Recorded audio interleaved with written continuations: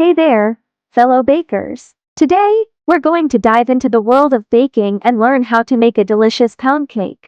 This recipe is simple, yet it's packed with flavor, thanks to the vanilla extract, lemon zest, and a touch of salt. So, let's get started. First, preheat your oven to 350 F175C. Then, in a large mixing bowl, combine 1 cup of unsalted butter, 1½ cups of sugar, and 1 teaspoon of salt. Mix these ingredients together until they're well combined. Next, add 5 large eggs to the mixture and beat them until they're fully incorporated. Now, it's time to add the dry ingredients. Combine 3 cups of all-purpose flour, 1 tablespoon of baking powder, and 1 tablespoon of vanilla extract. Mix these ingredients together, and then slowly add them to the wet mixture. Once everything is combined, stir in 1 tablespoon of lemon zest. The lemon zest will add a lovely, tangy flavor to your pound cake.